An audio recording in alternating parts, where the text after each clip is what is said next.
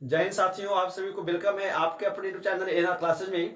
दोस्तों से यहाँ पर लेकर आए क्लास 10th का केमिस्ट्री। दोस्तों हम सब अभी तक क्लास 10th के लिए 2026 में जो बच्चे एग्जाम देंगे दोस्तों, ये हमारा मिशन बैच है 2025 का। ठीक है, हम सब यहाँ पे पूरे 2026 के लिए हमसे यहाँ पर तैयारी करने वाले हैं क्लास 10th के बच्चे के लिए दोस्तों, और 12th के बच्चों के लिए हमसे हिंदी और बायो क्लास आपको दोस्तों अक्सर देते रहते हैं, आपको पता है। ठीक है, तो हम सब यहाँ पर फर्स्ट वीडियो लेकर आए हैं साइंस का, और साइंस में हम सब आज देखने वाले हैं केमिस्ट्री का।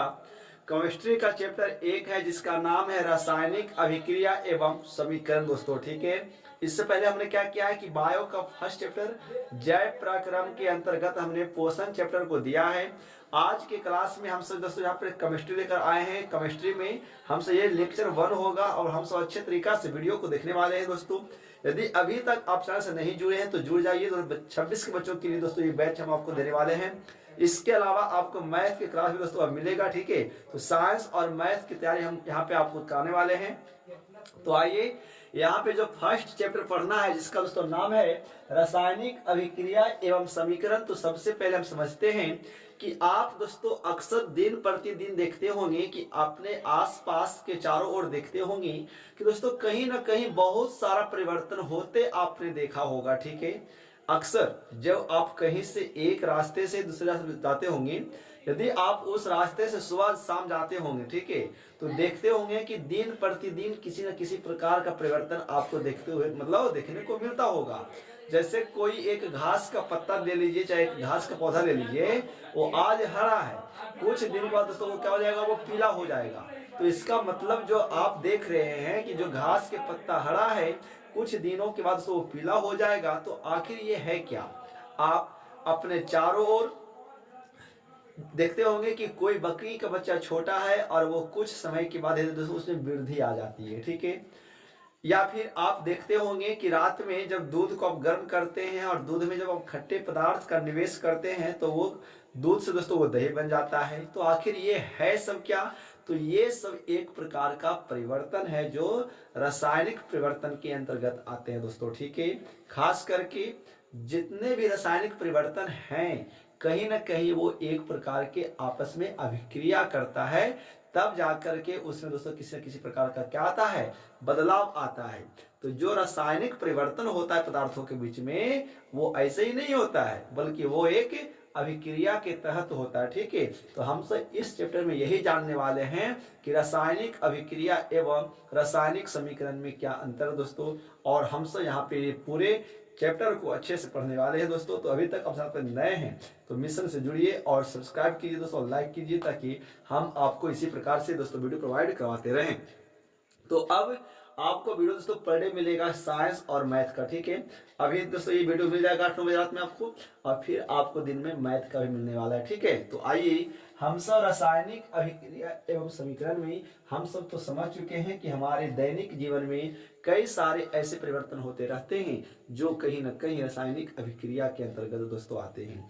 ऐसे कुछ परिवर्तन हैं जो भौतिक परिवर्तन भी होता है। ठीक है, बट ज्यादा हम सब इस पाठ में क्या देखने वाले हैं, ऐसे परिवर्तन जो रासायनिक परिवर्तन के अंतर्गत आते हैं, और यह रासायनिक परिवर्तन कहीं ना कहीं दोस्तों रासायनिक अभिक्रिया के द्वारा होता है। तो आइए सबसे पहले हम यहाँ टॉपिक जानते हैं कि रासायनिक अभिक्रिया किसे कहते हैं।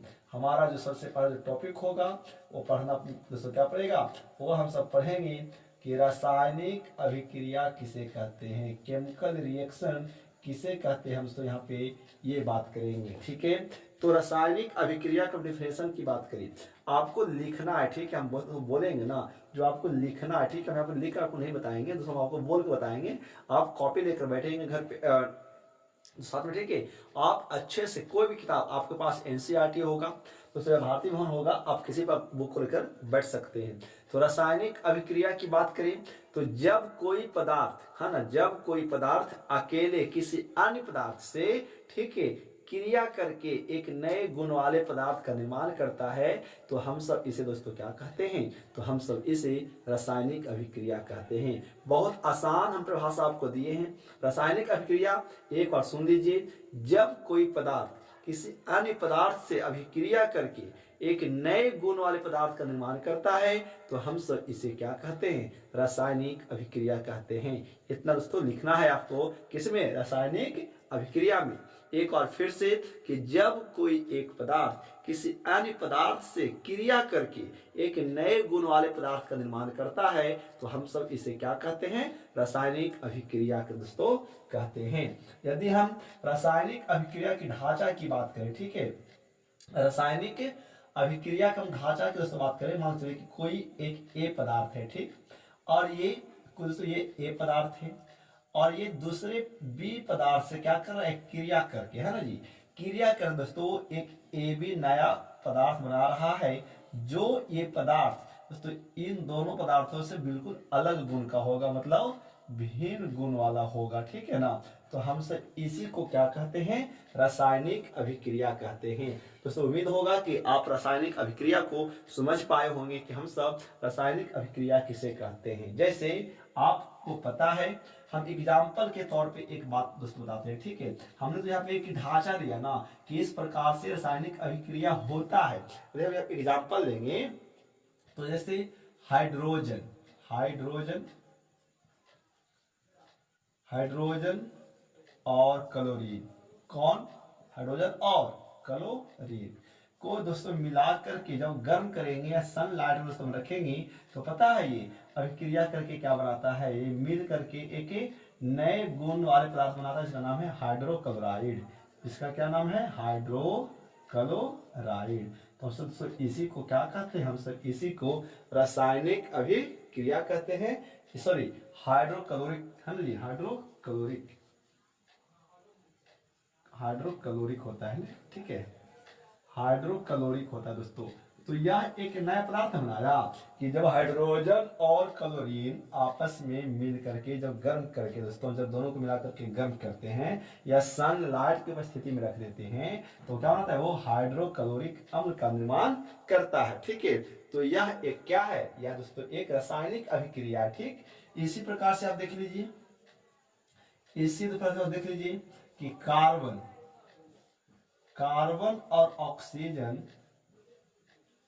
कार्बन और ऑक्सीजन जब आपस में उसमें मिलता है, मिलकर, है ना, तो ये क्या बनाता है, ये कार्बन डाई ऑक्साइड का निर्माण करता है, ठीक है। तो ये है क्या, तो दोस्तों ये एक प्रकार का रासायनिक अभिक्रिया है। समझ में दोस्तों आ रहा है कि हम सब रासायनिक अभिक्रिया किसे कहते हैं, ठीक है, कि जब कोई एक पदार्थ किसी अन्य पदार्थ से मिलकर के क्रिया करता है और क्रिया करके दोस्तों एक नए गुण वाले पदार्थ का निर्माण करता है तो हम सब इसे क्या कहते हैं, रासायनिक अभिक्रिया कहते हैं।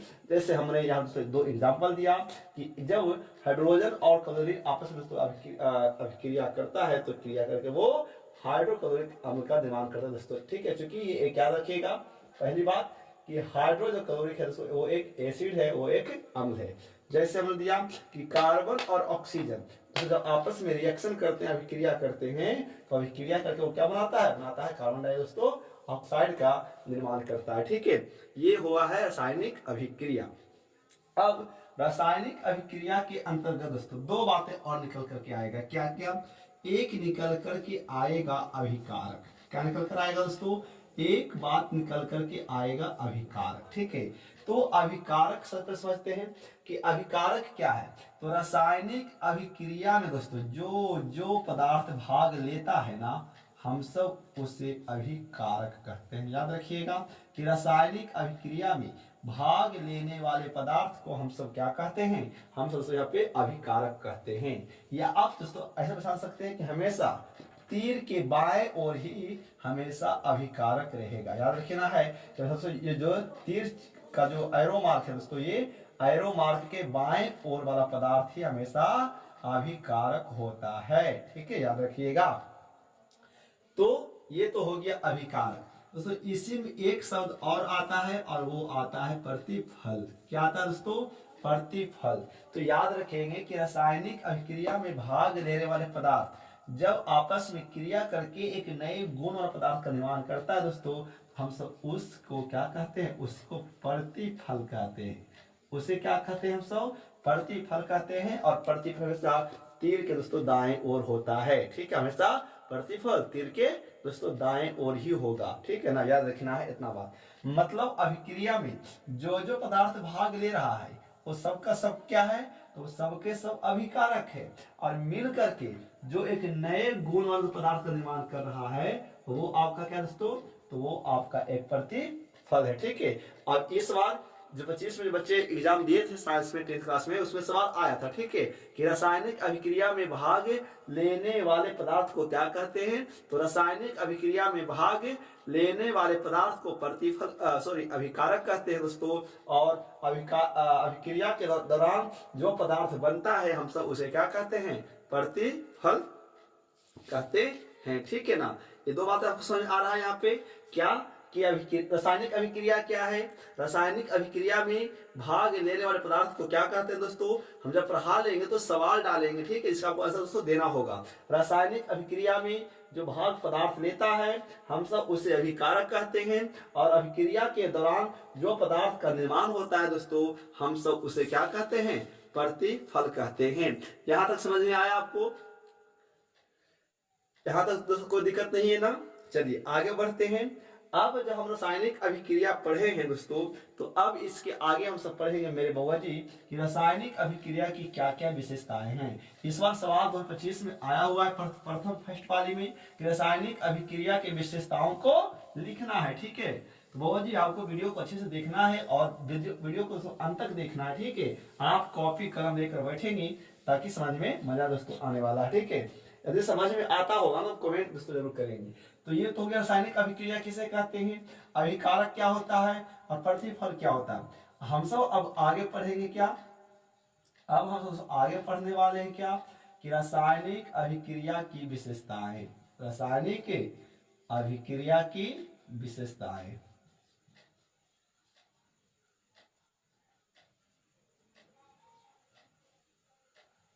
रासायनिक अभिक्रिया की विशेषताएं। ठीक है, तो रासायनिक अभिक्रिया की ना, रासायनिक अभिक्रिया की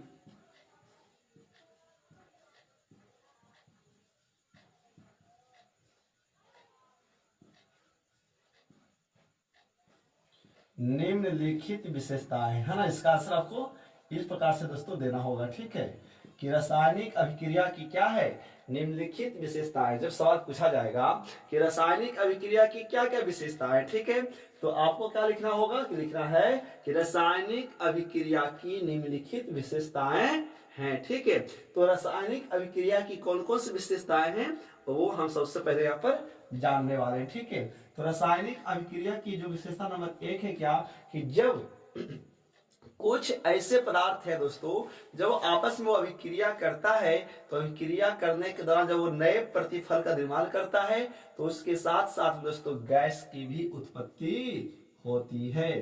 तो पहला विशेषता क्या है, गैस की उत्पत्ति होना। मतलब रासायनिक अभिक्रिया के दौरान क्या होती है, गैस की उत्पत्ति भी होती है। ठीक है, पहला विशेषता ये हो जाएगा।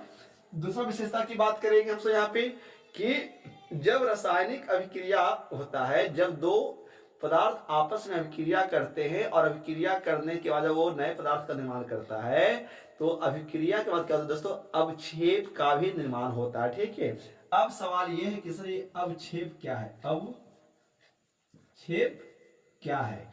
तो पहले बात करेंगे कि जो दूसरी विशेषता वो क्या है, अवक्षेप का बनना। अवक्षेप का बनना, अवक्षेप का मतलब क्या होगा ना, कि जब कोई पदार्थ दोस्तों बनेगा तो पदार्थ बनने के बाद क्या होता है कि नीचे पेंदी के रूप में, पेंदी क्या होता है कि कुछ ठोस के रूप में कुछ पदार्थ क्या होते हैं जम जाएंगे दोस्तों, बैठ जाएंगे, तो हम सब उसी को क्या कहते हैं, अवक्षेप का बनना। जैसे आप पानी में क्या करिए ना, बाल्टी में क्या करिए, मट्टी को घोल दीजिए। ठीक है, जब मट्टी घोलेंगे तो मट्टी का घोल बन जाएगा कुछ देरी तक, और जब पानी को शांत छोड़ देंगे तो क्या होगा, वो मिट्टी नीचे बाल्टी का जो पेंदी है ना उसमें वो बैठ जाता है। ठीक है, तो हम सब दोस्तों उसी को क्या कहते हैं, हम सब उसी को अवक्षेप कहते हैं। ठीक है, तो रासायनिक अभिक्रिया में ये भी देखा गया है कि कुछ ऐसे पदार्थ हैं जब वो आपस में अभिक्रिया करता है दोस्तों, तो कहीं ना कहीं वो अवक्षेप का भी निर्माण करता है। क्योंकि सभी पदार्थ, सभी अभिक्रिया में अवक्षेप का निर्माण नहीं होता, बट कुछ ऐसे रिएक्शन हैं जहां पे जब पदार्थ आपस में क्रिया कर करके एक नए गुण वाले पदार्थ का निर्माण करता है दोस्तों, तो वहां पे वो अवक्षेप का भी निर्माण होता है। ठीक है, तो ये हो गया विशेषता नंबर 2। अब हम सब विशेषता नंबर 3 की बात करेंगे, क्या? रंग परिवर्तन होना। ठीक है ना, अभिक्रिया के दौरान क्या होता है? रंग का परिवर्तन भी होता है। मान के चलिए कि जब कोई दो पदार्थ आपस में भाग ले रहा है तो दोस्तों उसका रंग अलग होगा, और जब अभिक्रिया के बाद वो जब एक नए पदार्थ का निर्माण करता है तो उसका दोस्तों बिल्कुल रंग अलग होता है।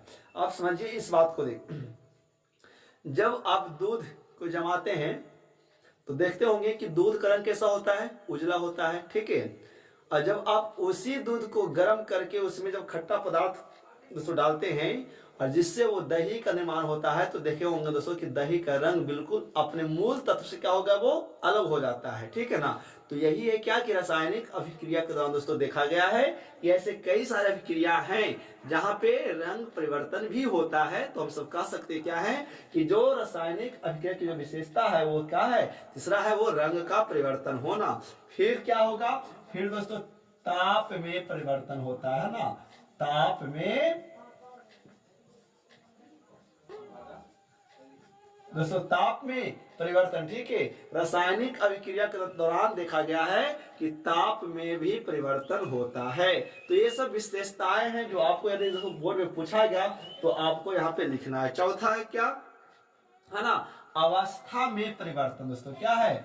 अवस्था में परिवर्तन मतलब जैसे कि जब कोई पदार्थ भाग लेता है तो चलिए मान करके कि वो पदार्थ ठोस अवस्था में है, और जैसे ही वो अभिक्रिया करेगा तो हो सकता है कि उससे जो नया पदार्थ बनने वाला है वो पदार्थ द्रव अवस्था में बन जाएगा, या तो वो पदार्थ गैस की अवस्था में बन जाएगा। ठीक है, यानी इस प्रकार से हमसे ये कह सकते हैं क्या है कि रासायनिक अभिक्रिया के दौरान पदार्थ की अवस्था में भी परिवर्तन देखा जाता है। तो ये 4 से दोस्तों 5 जो विशेषताएं आपको हमने बताया है, आपको उसको याद कर लेना है। ये टॉपिक दोस्तों इंपॉर्टेंट है। ये सवाल की एग्जाम में ये सवाल आया था कि रासायनिक अभिक्रिया की क्या क्या विशेषताएं हैं। ठीक है दोस्तों, तो उम्मीद होगा कि आप लोग अच्छे से बनाए होंगे। आप दोस्तों जो 26 में बच्चे एग्जाम देंगे दोस्तों वो हर चीज को एक अच्छे से पढ़ेंगे ताकि आप साइंस में दोस्तों अच्छा नंबर ला सकेंगे। ठीक है, तब जाकर के आप इंटर में अच्छे से साइंस को लेकर दोस्तों पढ़ाई करने वाले हैं। ठीक है, तो वीडियो को दोस्तों मन से देखना है, वीडियो को दोस्तों पूरा देखना है। ठीक है,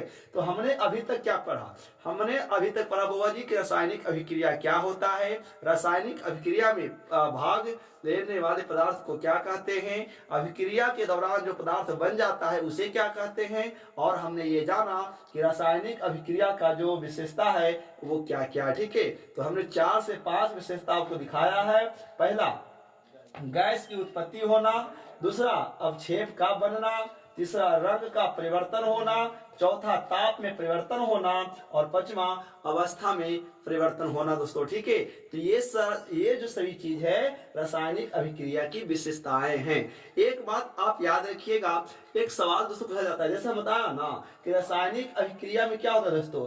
रंग का परिवर्तन भी होता है। तो एक पदार्थ है पोटेशियम परमैंगनेट। ठीक है ना, क्या जी? एक पदार्थ है जिसका नाम है पोटेशियम परमैंगनेट। ठीक है, बहुत प्रश्न पूछा गया है कि पोटेशियम परमैंगनेट का रंग कैसा होता है। ठीक है, पोटेशियम परमैंगनेट का रंग कैसा होता है दोस्तों? तो याद रखना है पोटेशियम परमैंगनेट का जो रंग होता है वो बैंगनी होता है। कैसा होता है? बैंगनी होता है। ठीक है, जब आप खेतों में जो पदार्थ इस्तेमाल करते हैं वो है पोटाश। ठीक है ना, वो पोटेशियम का ही एक है ना, थोड़ा सा उसमें क्या होता है कि हम पोटेशियम में से जब हम उसके थोड़ा सा मूल में परिवर्तन कर देते हैं तो वो पोटाश बनता है। ठीक है, बट उसका मूल अवयव क्या है? तो उसका मूल अवयव पोटेशियम है। ठीक है ना, और जब हम पोटेशियम परमैंगनेट का निर्माण करते हैं तो पोटेशियम परमैंगनेट का जो रंग कैसा होता है वो बैंगनी होता है दोस्तों। यहाँ से एक नंबर का सवाल आपको ऑब्जेक्टिव में दोस्तों देखने को मिल सकता है। ठीक है, तो ये था क्या? रासायनिक रासायनिक अभिक्रिया और रासायनिक अभिक्रिया की विशेषताएं। ठीक है, तो हमारा ये टॉपिक दोस्तों खत्म हो गया, रासायनिक अभिक्रिया।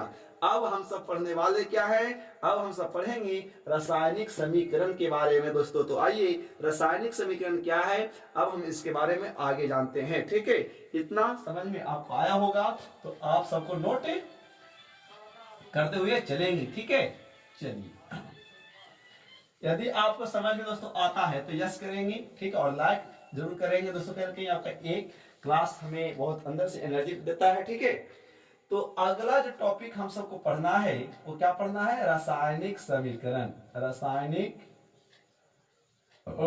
रासायनिक समीकरण पढ़ना है। ठीक है,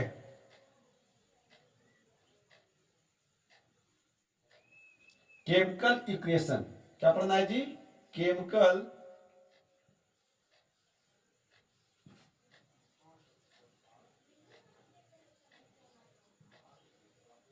इक्वेशन, है ना, इक्वेशन पढ़ना। ठीक है, केमिकल इक्वेशन क्या है, रासायनिक दोस्तों समीकरण क्या है। ठीक है, देखिए हम सब अभी पढ़े रासायनिक अभिक्रिया, अब हमें आगे क्या पढ़ना है, रासायनिक समीकरण। तो रासायनिक अभिक्रिया और रासायनिक समीकरण में कुछ खास दोस्तों अंतर नहीं है, हल्का सा अंतर। क्या है, उस समझिए बात को। जब देखिए हम अभी आपको रासायनिक अभिक्रिया के बारे में क्या बताए कि रासायनिक अभिक्रिया यानी वैसा अभिक्रिया जिसमें जब कोई एक पदार्थ, है ना, दूसरे पदार्थ के साथ मिलकर के क्रिया करती है और क्रिया करने के बाद वो एक नए पदार्थ का निर्माण करता है दोस्तों, तो हम सब इसे क्या बोलेंगे, हम सब इसे बोलेंगे रासायनिक अभिक्रिया। बट रासायनिक समीकरण किसको बोलेंगे वो समझिए। जब रासायनिक अभिक्रिया में भाग लेने वाले पदार्थों को, हमने क्या बोला कि रासायनिक अभिक्रिया में भाग लेने वाले पदार्थों को जब उसे सूत्र या उसके संकेत के रूप में व्यक्त करते हैं तो वह रासायनिक अभिक्रिया रासायनिक समीकरण कहलाता है।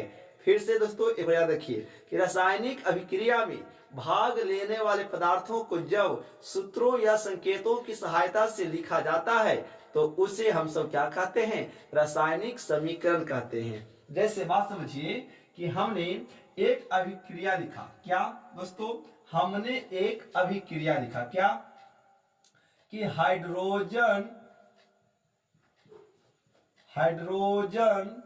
और plus oxygen, hydrogen plus oxygen, ये दो चीज मिलकर के बनाता है जल, हम सबको पता है। ठीक है, ये मिलकर बनाता है दोस्तों जल। तो यह एक अभिक्रिया है, ये क्या है, एक अभिक्रिया है कि हाइड्रोजन और ऑक्सीजन जब आपस में मिलती है दोस्तों तो मिल करके बनाता है जल। ठीक है ना, तो रासायनिक अभिक्रिया में कौन कौन पदार्थ भाग ले रहा है, तो रासायनिक अभिक्रिया में भाग ले रहा है हाइड्रोजन और ऑक्सीजन। तो जब हाइड्रोजन और ऑक्सीजन को हम इसे सूत्र या संकेत के द्वारा दोस्तों व्यक्त करेंगे, सूत्र या संकेत के द्वारा व्यक्त करेंगे दोस्तों, तो ये हमारा एक रासायनिक समीकरण कहलाता है। अभी चूंकि यह समीकरण संतुलित है या असंतुलित तो बात की बात है, बट हमने एक एग्जांपल दिया क्या कि जब रासायनिक अभिक्रिया में देखिए, है ना, रासायनिक अभिक्रिया में भाग लेने वाले पदार्थों को जब उसके सूत्र या संकेतों के द्वारा लिखा जाता है तो हम सब उसे क्या कहेंगे, रासायनिक समीकरण कहते हैं दोस्तों। चूंकि यह एक रासायनिक अभिक्रिया है और ये जो आपने देखा यह एक क्या है, समीकरण है। कौन समीकरण, तो यह दोस्तों एक है रासायनिक समीकरण। बात समझ में मेरे आ रहा साथी, बात समझ में आ रहा है बच्चों आपको। ठीक है, कि रासायनिक समीकरण और रासायनिक अभिक्रिया में क्या फर्क है ना, मतलब जब रासायनिक अभिक्रिया में भाग लेने वाले पदार्थों को जब हम उसे सूत्रों या संकेतों के द्वारा लिखते हैं तो उसे हम सब क्या कहते हैं, रासायनिक समीकरण कहते हैं। यहां तक कोई दिक्कत है क्या, तो हम सब दोस्तों इसे क्या कहते हैं, रासायनिक समीकरण कहते हैं। ठीक है ना, बात दोस्तों समझ में आ रहा है क्या कि रासायनिक समीकरण किसे कहते हैं। अब हम सब बात करेंगे कि रासायनिक समीकरण के प्रकार दोस्तों। ठीक है, अब हम सब बात यहाँ पे क्या करने वाले हैं, अब हम सब बात करेंगे रासायनिक समीकरण के प्रकार। ठीक है ना, रासायनिक समीकरण के प्रकार की जब बात करने वाले हैं तो याद रखिएगा मेरे साथी कि रासायनिक समीकरण